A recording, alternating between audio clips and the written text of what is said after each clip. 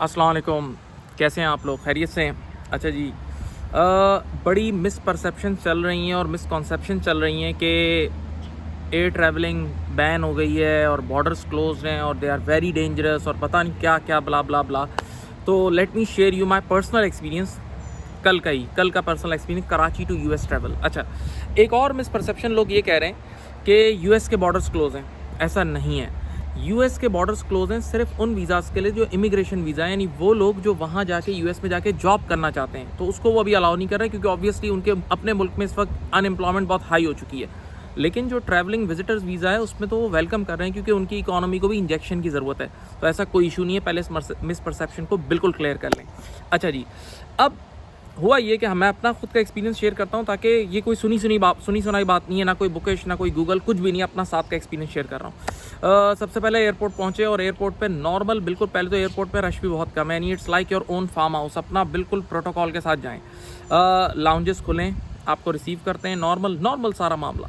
Before take off वो आपको एक शील्ड देते हैं और आपकी किट्स वगैरह देते हैं, जो कुछ मास्क वगैरह वो तो वैसे ही आप पहन के जाते हैं।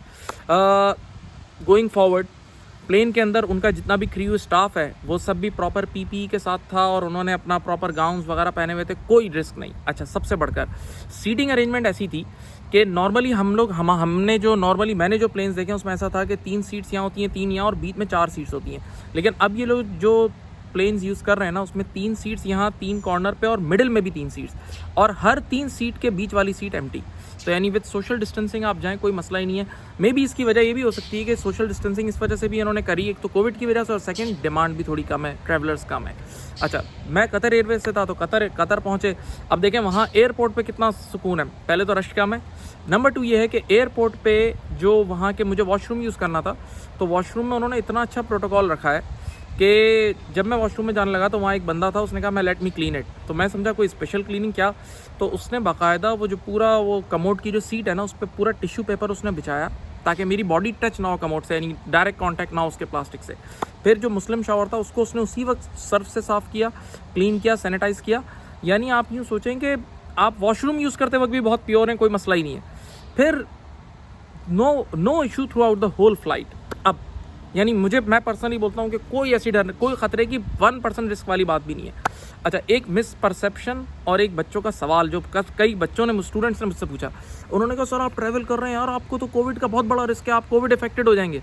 मैंने कहा गौर से सुने, मैंने कहा मैं इसका एक ऐसा रीज़न आपको देता हूँ कि 1% रिस्क भी नहीं होगा कोविड का, यानी एज़ कम्पेयर टू नॉर्मल जो हम लोग के घरों में रिस्क है और हमारे शॉपिंग सेंटर्स में जो रिस्क है, उसके सामने ट्रैवलिंग का रिस्क बहुत कम है। उसकी वजह पूरी फ्लाइट कोविड टेस्टेड थी, यानी उनकी कंडीशन है कि लास्ट 48 या 50 आवर्स 70 आवर्स में आपने कोविड टेस्ट कराना है।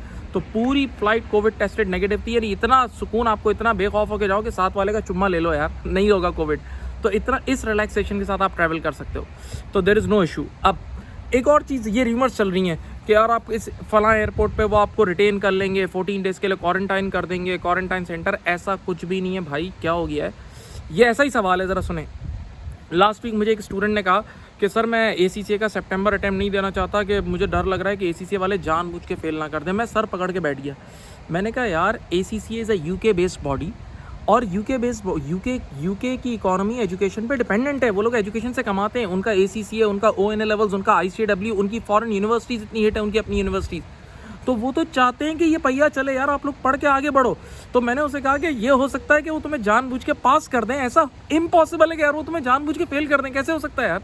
वो तो चाहते हैं कि ये पहिया चले। तो इसी तरह यहाँ इस वक्त एयरपोर्ट्स पे सन्नाटे पड़े थे। यानी सुभान भाई मुझे डेलिस एयरपोर्ट पे पिक करना है, उसने कहा यार ये तो शक्ल ही बदल गई एयरपोर्ट की यार, साइंस वगैरह सब गायब हो गए। तो इस वक्त तो ये चाहते हैं कि बूस्ट मिले, लोग आए, लोगों का कॉन्फिडेंस बढ़े। तो ऐसा बिल्कुल भी नहीं है, एयरपोर्ट पे कोई ऐसा इशू नहीं है। नहीं, वो इमिग्रेशन ऑफिसर ने भी 1 मिनट में आपको क्लियरेंस, यानी ये तो राइट टाइम है ट्रैवल करने का। प्रोटोकॉल के साथ खाली ट्रैवल करें आप लोग।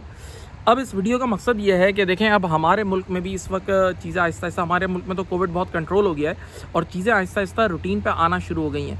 तो मकसद ये है कि अब नेक्स्ट वीक से शादी हॉल्स वगैरह ये सब खुलना शुरू हो रहे हैं, और मैंने ट्रैवलिंग के लिए इसलिए कॉन्फिडेंस दे रहा हूँ कि जो लोग अफोर्ड कर सकते हैं तो वो अपनी रूटीन लाइफ पे वापस आएँ, ट्रैवल करें। देखें आप ट्रैवल करेंगे, आपका ट्रैवल एजेंट कमाएगा, होटल वालों की कमाई होगी, एयरलाइन की कमाई होगी।